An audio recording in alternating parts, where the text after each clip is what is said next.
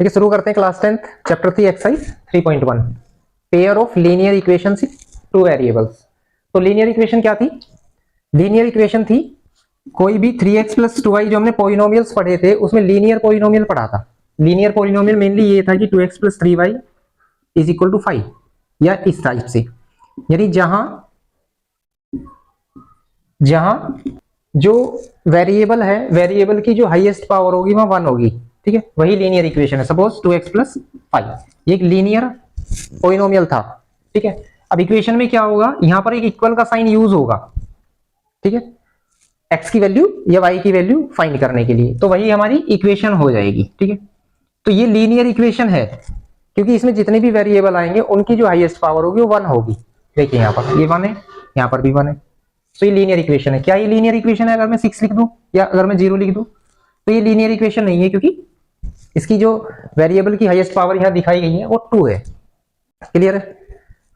अब इन two variables, अब देखिए इसको देखिए, इसमें दो वेरिएबल आए हुए हैं, एक x और एक y। इन्हें हम वेरिएबल बोलते हैं किसी भी इक्वेशन में, और जो 1 2 3 आते हैं इन्हें हम कांस्टेंट बोलते हैं। These are variable and these are constant. ठीक है, तो टू वेरिएबल में हमारी कोई भी इक्वेशन की हम स्टडी करेंगे और दो लाइंस होंगी यहाँ पर। ये 1 वेरिएबल में है। ठीक है, ये जो इक्वेशन है ये 1 वेरिएबल में, नेमली x ही आया हुआ है, तो ये 1 वेरिएबल में इक्वेशन है। ठीक है, ये बात आपको समझ में आ गई होगी। इस चैप्टर में, इस एक्सरसाइज में 3.1 में वो हमें सॉल्यूशन बताने होंगे। दो लाइन दी गई होंगी। सपोज एक 3x + 2y = 5 and 4x + 3y = 6, इस टाइप से कुछ भी। ठीक है, तो इनके सॉल्यूशन बताने हैं। कॉमन सॉल्यूशन वे है x और y की वो वैल्यूज जो इन दोनों को सेटिस्फाई कर दे। सेटिस्फाई का मतलब है कि मैं यहां रखूं अगर x और y की जगह लेफ्ट में तो 5 आ जाए, और इसमें रखूं तो 6 आ जाए। क्लियर है? अब देखिए, एक तो मेथड होता है ग्राफिकली और एक मेथड होता है ज्योमेट्रिकली। पहले ये देखते हैं दो लाइन के सॉल्यूशन कैसे कैसे हो सकते हैं। फर्स्ट, टू लाइन से जब उनका हम ग्राफ ड्रॉ करेंगे, आपने 9th में भी ग्राफ ड्रॉ करना सीखा होगा, तो दो लाइन या तो ऐसा हो सकता है कि वो एक दूसरे को किसी एक पॉइंट पर इंटरसेक्ट कर। ठीक है, या ये हो सकता है कि वो एक लाइन दूसरी लाइन को एवरी पॉइंट पर इंटरसेक्ट कर, यानी ओवरलैप कर दे, यानी दोनों का ग्राफ, दोनों लाइन जो है एक दूसरे के ऊपर आए। ठीक है, और तीसरी कंडीशन ये हो सकती है कि जब दोनों लाइन एक दूसरे को किसी भी पॉइंट पर इंटरसेक्ट ना करे। ठीक है, तो इस कंडीशन में बोलते हैं दोनों लाइन पैरेलल होंगी, और इस कंडीशन में उनके कोई सॉल्यूशन नहीं होंगे, नो सॉल्यूशन। देखिए, सॉल्यूशन वही होंगे कि वो दोनों लाइन एक दूसरे को कितने पॉइंट पर इंटरसेक्ट करती है। यहां पर कितने पॉइंट पर इंटरसेक्ट करती है? ओनली 1 पॉइंट पर। ठीक है, तो ये हमारा, इसे बोलते हैं हम कि अब इन दोनों लाइनों का यूनिक सॉल्यूशन होगा। यूनिक सॉल्यूशन का मतलब होता है सिर्फ एक ही वैल्यू होगी x और y की। ठीक है, इस कंडीशन में क्योंकि दोनों लाइन हर पॉइंट पर, एवरी पॉइंट पर एक दूसरे को इंटरसेक्ट करती है, सो यहां पर इन्फिनिटली मैनी सॉल्यूशन होंगे। ठीक है, इन्फिनिटली मैनी सॉल्यूशन होंगे, और यहां पर क्योंकि एक दूसरे को कहीं भी इंटरसेक्ट नहीं कर रही है, सो नो सॉल्यूशन। ये तो था ग्राफिकली। अभी और भी देखते हैं। देखिए, इस कंडीशन में हम ये भी कहेंगे कि लाइंस जो है इंटरसेक्ट करती हैं, इंटरसेक्ट करती हैं एट 1 पॉइंट पर। इस कंडीशन में कहेंगे कि लाइन कोइंसिडेंट है। कोइंसिडेंट का मतलब एवरी पॉइंट पर वो एक दूसरे को इंटरसेक्ट करती है, और इस कंडीशन में हम कहेंगे लाइंस पैरेलल है। ठीक है, अब देखिए एक वर्ड है कंसिस्टेंट एंड इनकंसिस्टेंट। ये क्या होते हैं? कंसिस्टेंट तब कहेंगे जब दोनों लाइनों का, पेयर ऑफ लाइन जो है, उनका कोई ना कोई सॉल्यूशन होगा, 1 और मोर, या तो एक हो या ज्यादा हो। अब आप ग्राफ को देखकर बता सकते हैं कि कौन सी कंसिस्टेंट होगी, कौन सी इनकंसिस्टेंट होगी। यहां पर क्योंकि उसका एक यूनिक सॉल्यूशन होगा, वैल्यू मिलेंगी, कोई ना कोई सॉल्यूशन होगा, सो ये कंसिस्टेंट होगी। यहां पर इन्फिनिटली मैनी सॉल्यूशन होंगे, सॉल्यूशन बहुत सारे होंगे, सो ये भी कंसिस्टेंट होगी। और यहां पर क्योंकि कोई सॉल्यूशन नहीं होगा, और जब कोई भी सॉल्यूशन ना हो तभी हम बोलते हैं इनकंसिस्टेंट, यानी ये नो सॉल्यूशन की कंडीशन में। क्लियर है? तो इनकंसिस्टेंट।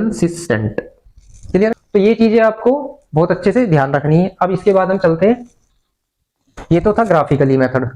अब हमें बिना ग्राफ ड्रॉ किए कैसे पता लगाएगी ये कंडीशन कि लाइंस इंटरसेक्ट करेंगी, कोइंसिडेंट होंगी या पैरेलल होंगी या कोई सॉल्यूशन नहीं होगा, इन चीजों में से कैसे पता लगाए जब दो लाइंस गिवन है, उसको ऐसे पता लगाना है। देखिए, सबसे पहले हमें कोई भी equation ax plus B Y plus C की फॉर्म में बना लेनी है, यानी पहले x वाला पार्ट, फिर y वाला पार्ट, फिर कांस्टेंट टर्म, इधर 0 होगी। तो जैसे इस इक्वेशन की बात करें तो यहां पर देखिए 5 है, तो जब इधर लाएंगे -5 हो जाता है, अगर प्लस का है तो माइनस में आएगा, माइनस का है तो प्लस में आएगा। ठीक है, 6 को भी इधर ले आना है। क्लियर है? ये करने के बाद अब हमें a1 इसकी जो कंपेयर है, फर्स्ट लाइन है उसकी कंपेयर जो है a1x plus b1y plus c1 से कंपेयर करनी है, और जो दूसरी लाइन है उसकी compare a2x plus b2y plus c2 is equal to 0 से कंपेयर करनी है। ठीक है, अब देखिए कैसे कंपेयर करेंगे। जो a1 की वैल्यू होगी, मान लीजिए इसकी कंपेयर इससे करते हैं, फर्स्ट लाइन की फर्स्ट से करते हैं, तो a1 की वैल्यू हमें निकालनी है। a1 क्या होगा? That is 3। a1 वो होगा जो यहां पर x का कोफिशिएंट होगा, एक तरह से x को हटा दीजिए, जो बचता है वही a1 है। b1 क्या होगा? b1 y का कोफिशिएंट होगा 2, और c1 क्या होगा? जो बचा हुआ कांस्टेंट टर्म है वो होगा, यहां पर नेमली -5 है। देखो साइन भी लेने हैं, अगर यहां पर माइनस आ जाता तो वो -2 हो जाता, तो -5। इस तरह से हम कंपेयर कर लेंगे। ऐसी दूसरी इक्वेशन की भी, अब देखिए यहां से a2 की वैल्यू 4 हो जाती है जो x का कोफिशिएंट है, b2 की वैल्यू y का कोफिशिएंट इन 3, और c2 की वैल्यू जो लास्ट का पार्ट बचता है कांस्टेंट। ये निकालने के बाद अब हमें निकालनी है कुछ चीजें, a1 अपॉन a2 और b1 अपॉन b2 और c1 अपॉन c2, ये चीजें हमें निकाल लेनी है। ठीक है, अब देखिए अगर फर्स्ट कंडीशन में a1 upon a2 not equal to b1 upon b2 आता है तो हमें तीसरी निकालने की जरूरत नहीं है, और अगर ये नॉट इक्वल टू आ गए यानी दोनों अनइक्वल आ गए, तब ये वाली कंडीशन कहेंगे हम कि अब उसके यूनिक सॉल्यूशन होंगे। यूनिक सॉल्यूशन होंगे यानी इंटरसेक्ट करेंगे एट ए पॉइंट, एक पॉइंट पर, एट वन पॉइंट कह सकते हैं, और कंसिस्टेंट होगी, क्योंकि सॉल्यूशन होगी तो कंसिस्टेंट होगी। क्लियर है? इसके बाद इफ ये दोनों अनइक्वल आते, ये दोनों इक्वल आ जाते हैं, a1 अपॉन a2 इक्वल आ जाता है b1 अपॉन b2, तब क्योंकि हम c1 अपॉन c2 भी निकालेंगे और देखेंगे कि क्या वो इक्वल है। कहने का मतलब अगर ये तीनों ही इक्वल आ जाते हैं हम कहेंगे लाइन कोइंसिडेंट होंगी। ठीक है, सेकंड कंडीशन हमारी कि अब उसके इनफिनिटली मैनी सॉल्यूशन होंगे एंड कोइंसिडेंट लाइन होंगी, एक दूसरे को ओवरलैप करेंगी, और थर्ड पार्ट कंसिस्टेंट होंगी। कंसिस्टेंट इसलिए क्योंकि मैनी सॉल्यूशन है। और अगर a1 upon a2 is equal to b1 upon b2 and not equal to c1 upon c2 आ जाता है, तब इस कंडीशन में हमारे नो सॉल्यूशन होंगे, यानी थर्ड कंडीशन अप्लाई होगी, no solution, parallel and inconsistent. Inconsistent इसलिए क्योंकि कोई सॉल्यूशन नहीं है। ठीक है, आप अगर इन चीजों को अच्छे से समझ लेते हैं तो एक्सरसाइज बहुत ही इजी हो जाती है। पूरी एक्सरसाइज इन्हीं पर ही बेस है, बस एक दो क्वेश्चन में हमने इक्वेशन बनानी है। ठीक है, तो चलते हैं एक्सरसाइज 3.1 के क्वेश्चन नंबर 1 पर। देखिए क्वेश्चन नंबर 1 में क्या कहता है, form the pair of linear equation in the following problems and find their solution graphically. तो हमें पहले तो इनसे इक्वेशन बनानी है इस प्रॉब्लम से, एंड देन उनको ग्राफिकली सॉल्व करना है। तो देखिए 10 स्टूडेंट्स ऑफ क्लास 10th, कितने स्टूडेंट है? 10 स्टूडेंट है 10th क्लास के, took part in a mathematics quiz if the number of girls is 4 more than the number of boys। जो पार्टिसिपेट करने वाले थे उसमें जो गर्ल्स थी वो 4 मोर थी देन बॉयज थे। तो find the number of boys and girls who took part in the quiz, जिन्होंने क्विज में पार्टिसिपेट किया, उनके नंबर्स बताने, कितने लड़कियां थी कितने लड़के थे। देखिए यहाँ दो चीजें होंगी, सपोज एक बॉयज है एक गर्ल्स है। ठीक है, दो चीजें अधिकतर क्वेश्चन में ऐसी दो चीजें मिलेंगी, पेन पेंसिल, है ना, cow buffalo and so on. तो दो चीजों में एक को आपको एज्यूम करना है x और एक को आपको एज्यूम करना है y। कुछ और भी कर सकते हैं, सपोज a एंड b, ठीक है। एक को लेट कर लेंगे। अब देखिए कैसे, let the number of boys be x and that of girls be y, ठीक है। लड़के हमने सपोज कर लिए x है, लड़की y। अब देखिए कितने थे टोटल, 10 थे। तो इसका मतलब लड़के और लड़कियों को ऐड करके ही तो 10 आना चाहिए। तो हमारी एक इक्वेशन यहाँ पर x plus y is equal to 10 हो जाती है। सीधी सी बात है, लड़के और लड़कियों कॉम्बिनेशन ही तो 10 है, 10 स्टूडेंट। अब सेकंड कंडीशन देखते हैं, if the number of girls is 4 more than the number of boys, लड़कियां 4 ज्यादा थी। इस तरह की कंडीशन को देखिए इस तरह सोल्व करते हैं, एक x है और y है, ये तो है बॉयज एंड गर्ल्स। हम इनको इस तरह से लिख लेते हैं, कौन ज्यादा है, ये लड़कियां हैं ये लड़के हैं, क्योंकि लड़कियां ज्यादा थी, गर्ल्स ज्यादा है। कितनी ज्यादा है, 4। तो देखिए सपोज एक 16 है एक 20 है, मैं कह रहा हूं कि ये इससे 4 ज्यादा है, तो इनको बैलेंस करना है, इक्वल करना है। कैसे, जब ये 4 ज्यादा है या तो 4 इसमें से कम कर दीजिए, तब ये 16 और 16 हो जाते हैं, या जो ज्यादा है उसमें से कम कर दीजिए, जो कम है उसमें ऐड कर दीजिए। अगर इसमें +4 कर दो तो भी 20 सेम हो जाते हैं, ठीक है। तो यहाँ पर ये गर्ल्स ज्यादा है 4, तो हम क्या कर सकते हैं, या तो इसमें से माइनस कर दीजिए, तो ये इक्वल हो जाएंगे, ठीक है। अब हमें क्या करना है, इसे इधर ले आना है, क्योंकि x और y जो है एक तरफ रहेंगे, बाकी कांस्टेंट एक तरफ रहेगा, is equal to -4। Clear, equation number 2 हो जाती है। ये हमारी अलजेब्रिक इक्वेशन बन चुकी है, लीनियर इक्वेशन बन चुकी है। बस इतना काम करना था, अभी इसे ग्राफिकली सोल्व और करना है। अब देखिए ग्राफिकली सोल्व कैसे करते हैं। एक बॉक्स बनाइए, x और y यहां लिख देना है। एक बार x की जगह इस इक्वेशन में 0 रखनी है तो y की वैल्यू आ जाएगी, या निकालनी है उसके कोरेस्पॉन्ड। एक बार y की वैल्यू 0 रखनी है तो x की वैल्यू निकाल देंगे, ठीक है। जरूरी नहीं है सिर्फ 0 ही रखें, आप 1 भी रख सकते हैं, 2 भी रख सकते हैं, -1 भी रख सकते हैं, कुछ भी रख सकते हैं। जो भी रखेंगे उसके कोरेस्पॉन्ड दूसरी वैल्यू हमें निकाल देनी है, ठीक है। तो देखिए जब x की जगह हमने 0 रखा, तो जो 0 रखने का यही फायदा है कि जिस पार्ट में हम 0 रखते हैं वो पूरा 0 हो जाएगा। तो जब 0 रखा तो ये 0 हो जाता है, 0 + y इज इक्वल टू 10, तो y की वैल्यू यहां से 10 निकल कर आ जाती है, ठीक है। एक बार y की जगह जब 0 रखेंगे तो देखिए यहां 0 रखेंगे तो x की वैल्यू 10 आ जाती है, x + 0 इज इक्वल टू 10, ठीक है। इस तरह से सोल्व कर लेते हैं। इसे वैसे भी सोल्व कर सकते हैं, जैसे कि let theoretically let x is equal to 0, then हम इक्वेशन में यहां रखेंगे, दिखा सकते हैं, ठीक है। Let x is equal to 0, then 0 + y is equal to 10, इस तरह सॉल्यूशन करके दिखा भी सकते हैं, ठीक है, या ऐसे कर सकते हैं। क्लियर। अब इसके लिए देखिए हम एक बॉक्स बना लेते हैं, दैट इज x और y। अब x की जगह 0 रखिए और एक बार y की जगह 0 रखिए। जब x की जगह 0 रखते हैं तो देखिए ये 0 हो जाएगा, क्या बचता है, -y इज इक्वल टू -4। ये से ये कैंसिल हो गया तो y की वैल्यू 4 आ जाती है, ठीक है। एक बार y की जगह 0 रखते हैं तो देखिए x - 0 is equal to -4, x में 0 माइनस हुआ, x इज इक्वल टू -4, तो ये -4 आ जाती है। इतना काम आपको कर लेना है। इसके बाद ग्राफ पेपर लेना है और स्केल वगैरह की हेल्प से ही हमें ये ग्राफ ड्रॉ करना है। आपने 9th क्लास में ड्रॉ करना सीख लिया होगा कुछ। एक पॉइंट इस तरह से लेना है 0 10, एक पॉइंट ये फर्स्ट इक्वेशन के लिए 0 10 10 0, ठीक है। देखिए जब इन दोनों में से एक पॉइंट 0 हो, ठीक है, कोई सा भी 0 हो सकता है, पहला या दूसरा। जब पहला 0 हो तो वो y एक्सिस पे आएगा, जब दूसरा 0 हो तो वो x एक्सिस पे आएगा। डिपेंड करता है प्लस की तरफ या माइनस की तरफ। देखिए ये x होता है, x x dash y y dash, clear है। ये हमारा ओरिजिन होता है 0 0, इधर प्लस इधर माइनस, इधर प्लस इधर माइनस। तो 0 10 का आएगा, क्योंकि देखिए y की वैल्यू दे रखी है इसलिए ये y पर आएगा।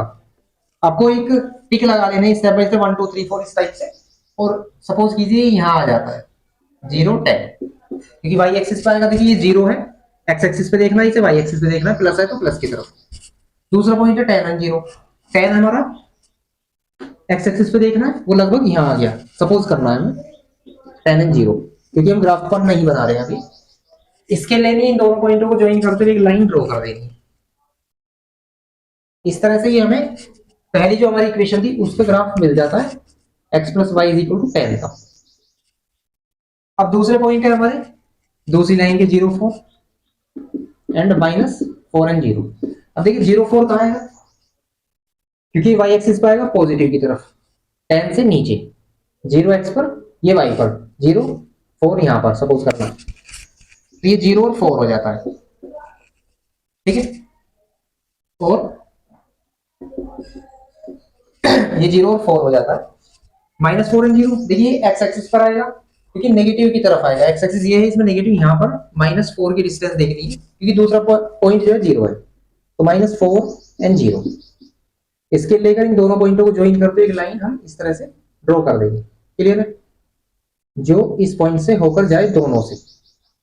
तो इस तरह से आप देख सकते हैं कि ये दोनों लाइन एक पॉइंट पर इंटरसेक्ट कर रही है, नहीं इसके यूनिक सॉल्यूशन होंगे। अब हमें इसके बाद ये करना है कि इस इंटरसेक्ट पॉइंट से एक परपेंडिकुलर डालना है with the help of compass और straight line with the help of scale, और एक परपेंडिकुलर डालना है यहाँ पर, क्लियर। ये परपेंडिकुलर एक्स एक्सिस को जिस पॉइंट पर इंटरसेक्ट करेगा वही हमारी एक्स की वैल्यू होगी, यानी वही कॉमन सॉल्यूशन होगा इन दोनों इक्वेशनों का, इसका और इसका, क्लियर है। और जो ये y को इंटरसेक्ट करेगा वही हमारी y की वैल्यू होगी जो हमें निकालने की, सॉल्यूशन बताना था ना। तो ये वैल्यू x की, ये वैल्यू y की। जब आप इसको ग्राफ पर करेंगे प्रैक्टिकली, तब आपको एग्जैक्ट पता चल जाएगा कि x की वैल्यू क्या है और y की वैल्यू क्या है, ठीक है। आई होप आपको ये समझ में आ गया होगा। इसके बाद हम देखते हैं इसका सेकंड। तो देखिए इसका क्वेश्चन नंबर 1 का सेकंड पार्ट है, 5 pencils and 7 pens cost together 50 rupees, whereas 7 pencil and 5 pens cost 46. Find the cost of 1 pencil and that of 1 pen. जैसे कि हमने बताया था कि दो चीजें होती हैं, यहाँ पर एक पेन है और एक पेंसिल है, तो हमें उनको एज्यूम करना है। सपोज कीजिए let the cost of 1 pencil be x rupees, ठीक है, एंड दैट ऑफ 1 पेन भी y रुपीज, ठीक है। यानी एक पेन की कॉस्ट हम x रुपीज मान लेते हैं, एक पेंसिल की कॉस्ट y रुपीज मान लेते हैं। अब देखिए हमारे पास कितनी पेंसिल है, 5 पेंसिल, तो जब एक पेंसिल x रुपीज की है तो 5 पेंसिल कितनी हुई, 5x की, मल्टीप्लाई कर देते हैं, ठीक है। 7 पेन की कॉस्ट बतानी है जब एक पेन की कॉस्ट y रुपीज है, अगर एक पेन y रुपए का है तो 7 पेन कितने के हुए, 7y के, मल्टीप्लाई कर देते हैं, ठीक है। और दोनों का एडिशन यानी टोटल 5 पेन और 7 पेंसिल मिलकर आते हैं 50 रुपीज की, इक्वेशन नंबर 1 बन जाती है, ठीक है। इसके बाद अब देखिए सेकंड कंडीशन, सेकंड कंडीशन में हमें 7 पेंसिल, एक पेंसिल की कॉस्ट x रुपए तो 7 पेंसिल की कॉस्ट 7x रुपए, 5 पेन्स, एक पेन y रुपए का है तो 5 पेन 5y के, इनका addition total is equal to 46, clear, equation number 2 होगी। ये तो हमें बनानी थी। अब इसके बाद हमें इस क्वेश्चन को ग्राफिकली सॉल्व भी करना है पहले की तरह। देखिए कैसे, एक बॉक्स बना लेते हैं, यहाँ पर x और y, एक बार x की जगह इस इक्वेशन में 0 रखते हैं, तो देखिए 0 रखने पर ये पार्ट 0 हो जाता है, बचता है 7y इज इक्वल टू 50। अब देखिए 7 डिवाइड में जाएगा तो y की वैल्यू 50 डिवाइड बाय 7। अब इस क्वेश्चन में एक मैटर ये है कि जब हम 7 से 50 को डिवाइड करते हैं तो हमें एक होल नंबर नहीं मिलता है, डेसिमल में मिलेगा।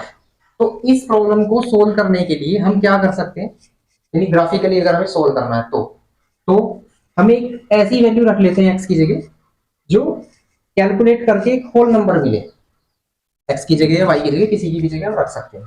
तो देखिए 0 ना रखकर हम कुछ और रख के देखते हैं। सपोज कीजिए अगर मैं 1 रखता हूं तो 5 1 5 हो जाता है, 50 में से 5 माइनस होंगे जो कि 45, ये 7 से डिवाइड नहीं हो रहा है, तो 7 से डिवाइड हो जाए माइनस करने के बाद x की जगह ऐसा रखना है, 2 रखेंगे तो भी नहीं हो रहा, 3 रखेंगे 4, 3 रखते हैं तो 15 हो जाता है, यस एग्जैक्टली। देखिए यहाँ 3 रख सकते हैं क्योंकि जब हमने x की जगह 3 सब्स्टिट्यूट किया, गौर करिए 5 into 3 उसकी मल्टीप्लाई होगी plus 7y is equal to 50, कितना हो जाता है 15, और 15 इधर माइनस में जाएगा। इस तरह से हम सोल्व कर देते हैं, तो 7y इज इक्वल टू 15, 50 में से 15 माइनस होगा 35, तो देखिए 7 से डिवाइड हो जाता है तो 5 टाइम्स, क्लियर है।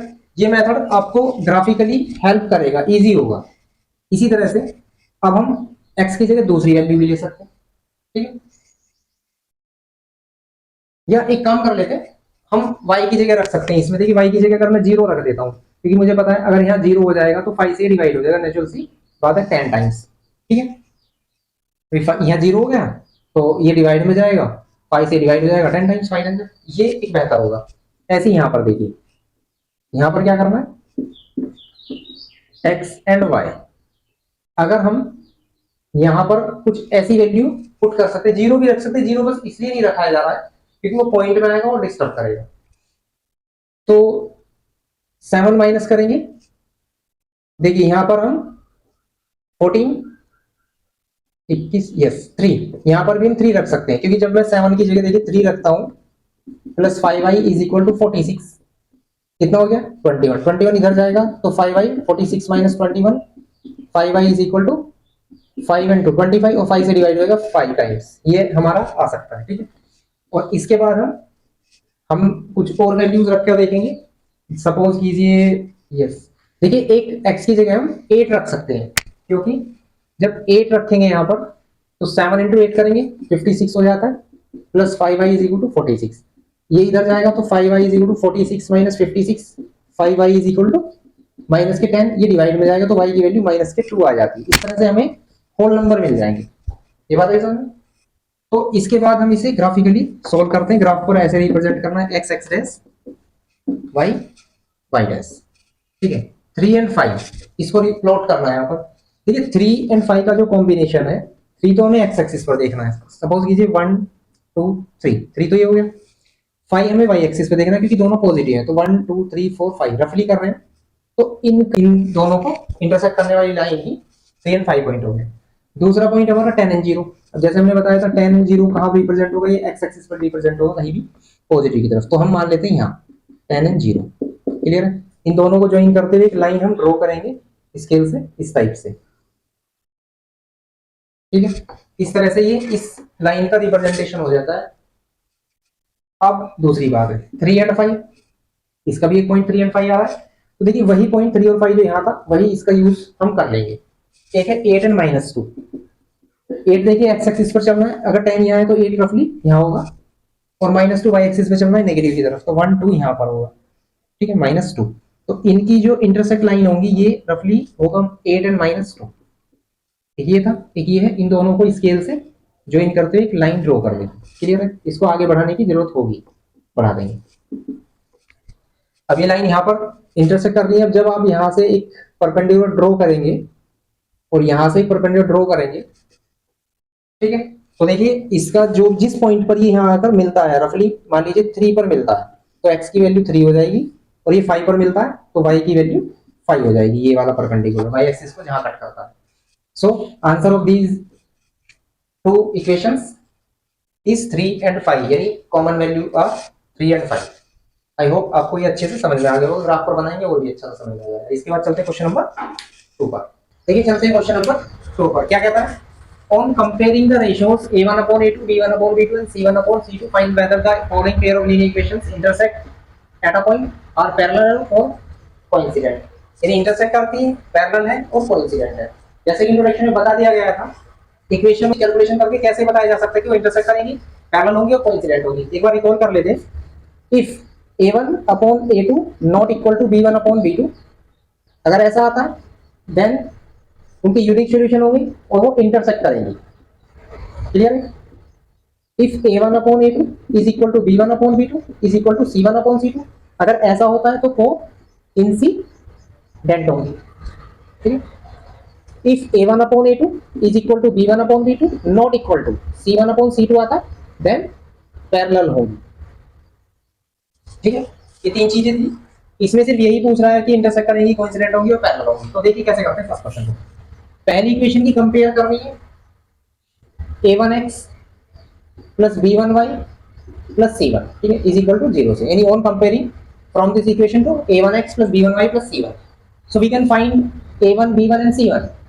a1 इज यहां से देख सकते हैं 5, b1 इज -4, इसका अगर साइन माइनस का है तो माइनस ही लेना, and c1 is 8, that is other part constant.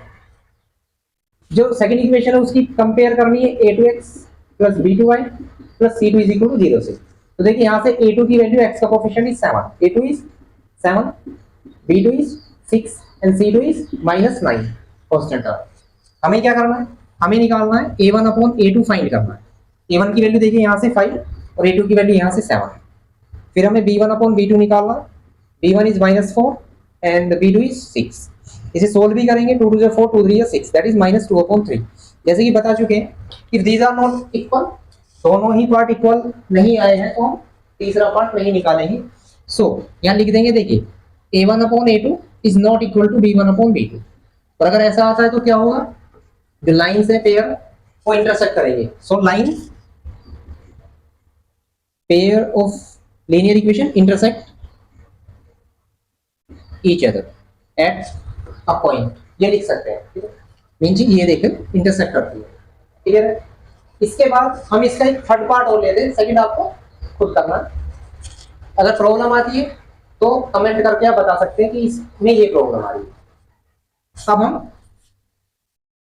Third part में देखिए, थर्ड पार्ट में फर्स्ट इक्वेशन है 6x minus 3y plus 10 is equal to 0 and 2x minus y plus 9 is equal to 0। अब इस इन्हीं लाइनों की हमें कंपेयर करनी है इनसे। ठीक है, तो a1 की वैल्यू 6 हो जाती है, b1 की वैल्यू देखिए y का जो कोफिशिएंट है -3 हो जाता है एंड c1 की वैल्यू 10 हो जाती है। क्लियर है। यहाँ से a2 की वैल्यू 2, b2 की वैल्यू -1। अगर यहाँ कुछ नहीं है तो हम -1 कहेंगे, यानी 1 कहेंगे। मेनली अगर साइन माइनस का तो -1 कहेंगे। और C2 की जो वैल्यू है वो 9 हो जाती है। ठीक है, लास्ट पार्ट। अब हमें क्या करना है, A1 ओवर A2 निकालना है। A1 is 6 and A2 is 2। Solve करेंगे, 2 1 जा 2, 2 3 जा 6, तो इसकी ओवरऑल वैल्यू 3 आ जाती है, क्योंकि डिवाइड बाय 1 का मतलब होता है वही डिजिट जो न्यूमरेटर है। फिर B1 अपॉन B2 करेंगे, तो देखिए B1 है हमारी -3 यहाँ से, और B2 है -1। सो सेम माइनस से minus cancel, overall solution is 3। Clear है। अब देखिए अगर ये दोनों इक्वल आ जाते हैं तो हमें थर्ड पार्ट पर भी पहुंचना होगा, that is C1 upon C2। C1 कितना है यहाँ से देखेंगे 10 है, C2 9। इसका तो सॉल्यूशन नहीं होगा, तो यहाँ दो इक्वल आ जाती है, थर्ड डिफरेंट है। सो ये कंडीशन अप्लाई हो जाती है भी, because A1 upon A2 is equal to B1 upon B2 and not equal to C1 upon C2। So line parallel होंगी, है ना, लिख सकते हैं। सो लाइन जो होंगी, लाइंस विल बी पैरेलल, है ना। तो ये हमारा क्वेश्चन नंबर 2 भी कंप्लीट हो जाता है। इसके बाद चलते हैं क्वेश्चन नंबर 3 पर। तो देखिए क्वेश्चन नंबर 3 शुरू करते हैं। On comparing the ratio A1 upon A2, B1 upon B2 and C1 upon C2, find whether the lines are consistent और इनकंसिस्टेंट। बोलते हैं हम इंट्रोडक्शन में ये चीज बता चुके हैं। क्या बताया था कि अगर लाइन का कोई ना कोई सॉल्यूशन हो तो कंसिस्टेंट होगी, और अगर कोई सॉल्यूशन ना हो तो इनकंसिस्टेंट होगी। देखते हैं, देखिए A1 अपॉन A2 हमें फाइंड ही करने हैं पहले की तरह, और B1 अपॉन B2 फाइंड करना है, और C1 अपॉन C2 फाइंड करना है। If these are not equal then हम कह देंगे कि वो लाइन इंटरसेक्ट करती है, और क्योंकि इस कंडीशन में उसका यूनिक सॉल्यूशन होगा, एक सॉल्यूशन होगा। ठीक है, यूनिक सॉल्यूशन होगा। ठीक है, और इसी जब कोई सॉल्यूशन होता है तभी तो हम बोलते हैं कि अब इनके जो वो कंसिस्टेंट होंगे, कंसिस्टेंट होंगे। क्लियर है। इसके बाद हमें फाइंड करना है A1 upon A2, B1 upon B2 और C1 अपॉन C2। अगर तीनों ही पार्ट इक्वल आए तब इस कंडीशन में हम बोलेंगे कि मैनी सॉल्यूशन है। ठीक है, मैनी सॉल्यूशन होंगे और एक लाइन दूसरे को ओवरलैप करेगी। ठीक है, जब उसका ड्रॉ ग्राफ करेंगे दोनों लाइनों का तो एक के ऊपर दूसरी होगी। ठीक है, तो इस कंडीशन में एक तो मैनी सॉल्यूशन होंगे और कोइंसिडेंट होंगी, कोइंसिडेंट होंगी। इसी की तो कोइंसिडेंट बोलते हैं कि वो एक दूसरे को इंटरसेक्ट कर रही है infinitely many solution, infinitely many points पर। ठीक है, मैनी सॉल्यूशन या इन्फिनिटली मैनी सॉल्यूशन। ठीक है, कोइंसिडेंट होगी। अब बात करते हैं कंसिस्टेंट होगी इनकंसिस्टेंट होगी। आप जानते होंगे क्योंकि जब कुछ ना कुछ सॉल्यूशन हो तो कंसिस्टेंट बोलेंगे। क्लियर है। और if A1 upon A2 is equal to B1 upon B2 not equal to आता है C1 अपॉन C2, यानी शुरू के दो तो सेम आ जाते हैं बट थर्ड उनसे अलग आ जाता है, तब इस कंडीशन में होगा नो सॉल्यूशन। और जब कोई भी सॉल्यूशन नहीं होगा तो इनकंसिस्टेंट होगी। ठीक है, और इस कंडीशन में हमने बताया था कि वो लाइन एक दूसरे के पैरेलल होंगी। ठीक है, तो ये चीजें आपको इस क्वेश्चन में भी ध्यान। अब देखते हैं इसका फर्स्ट पार्ट। अब देखिए हमारी फॉर्म जो है ax plus B Y plus c is equal to 0 की फॉर्म होनी चाहिए, यानी सभी जो x का कोफिशिएंट y वाला पार्ट और कांस्टेंट पार्ट 0 के एक तरफ होना चाहिए, लेकिन यहाँ ऐसा नहीं है, इसलिए 5 को इधर ले आएंगे। 3x प्लस 2y माइनस 5, क्योंकि प्लस का 5 है इधर माइनस का आ गया। ठीक है, अब देखिए अगर फर्स्ट लाइन है तो फर्स्ट लाइन से कंपेयर करेंगे, जो कि होती है a1x plus b1y plus c1। इससे देखिए a1 की वैल्यू वो होती है जो x का कोफिशिएंट है, और यहाँ पर x का कोफिशिएंट 3 है, तो a1 हो गया 3, b1 क्या हो जाएगा इस हिसाब से जो y का कोफिशिएंट है, ठीक है, यहाँ देख सकते हैं 2, और c1 क्या हुआ जो कांस्टेंट टर्म है, उसका साइन भी ध्यान रखना, ये -5 है यहाँ पर। क्लियर है। अब हम दूसरी इक्वेशन को ले लें, तो उसकी कंपेयर हमें a2x plus b2y plus c2 is equal to 0 से करनी है। ठीक है, सेम कंडीशन यहां पर भी साथ इधर लिखा हुआ है राइट में, तो इधर लाना है लेफ्ट में, 2x माइनस 3y और माइनस 7 इज इक्वल टू 0।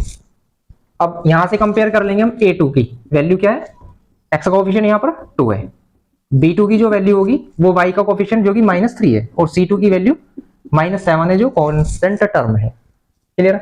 अब हम क्या करते हैं, a1 अपॉन a2 निकाल कर देखते हैं। a1 कितना है 3 और a2 कितना है 2। फिर हम b1 अपॉन b2 निकाल कर देखते हैं, b1 कितना है 2 एंड b2 कितना है -3। जैसे कि हम बता चुके हैं कि अगर ये दोनों ही डिफरेंट आ जाए स्टार्टिंग में, तो तीसरे को निकालने की जरूरत नहीं है, क्योंकि फर्स्ट कंडीशन अप्लाई हो रही है। ये दोनों डिफरेंट है, ये 3/2 है, ये 2/-3 है, यानी a1 upon a2 not equal to b1 upon b2। और इस कंडीशन में हम क्या कहेंगे, क्योंकि इस क्वेश्चन में सिर्फ हमें कंसिस्टेंट और इनकंसिस्टेंट बताना है, तो इस वाली कंडीशन के लिए उसके यूनिक सॉल्यूशन होते हैं, सो कंसिस्टेंट होंगी। ठीक है, these lines will be consistent. Clear है। बस यही हमें वैल्यूज निकालनी है, अगर ये आया तो कंसिस्टेंट, ये आया तो भी कंसिस्टेंट, और ये आया इनकंसिस्टेंट।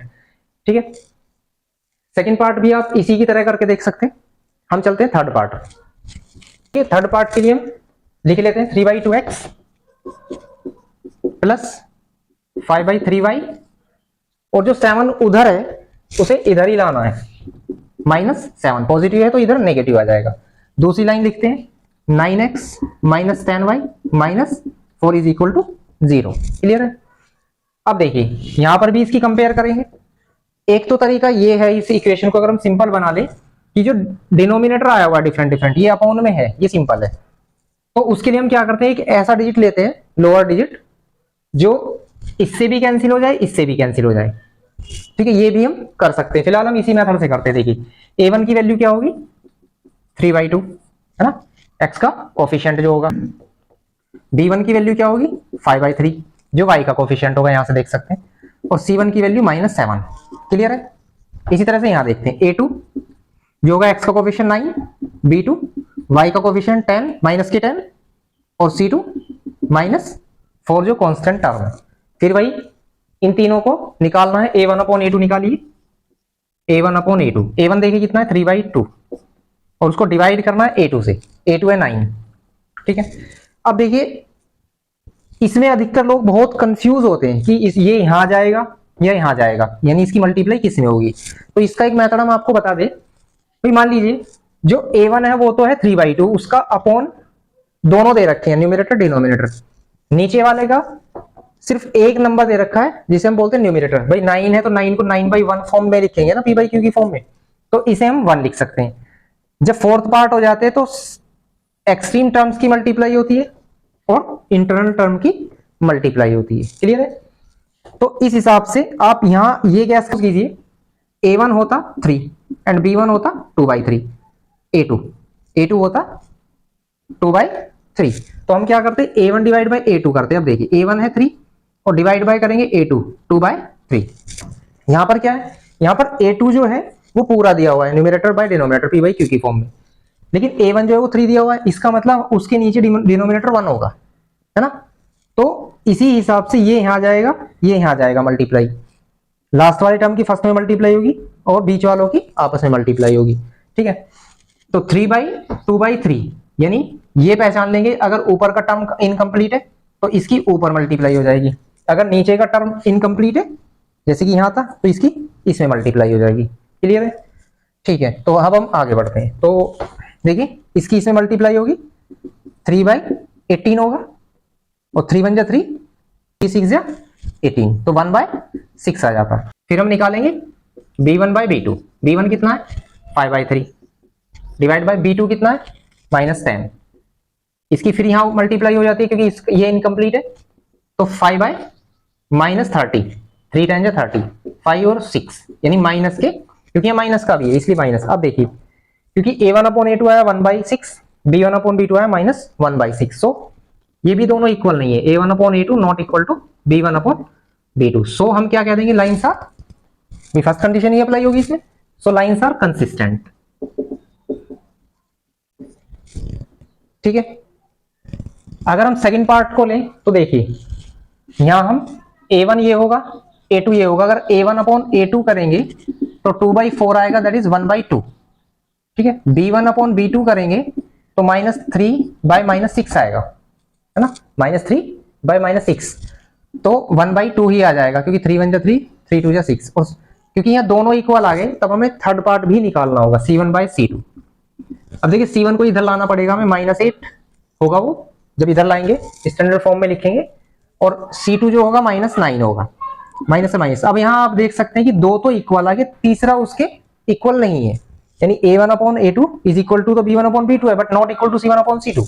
तो यहाँ थर्ड कंडीशन अप्लाई हो जाती है, जो सेकंड पार्ट है, इसलिए वो जो लाइन है इनकंसिस्टेंट होंगी, पैरेलल होंगी और नो सॉल्यूशन होगा, क्योंकि पैरेलल होंगी तो इंटरसेक्ट नहीं करेंगे एक दूसरे को। ठीक है, आई होप आपको इसके तीनों पार्ट समझ में आ गए होंगे, और बाकी के पार्ट आपको खुद ही करने हैं। ठीक है।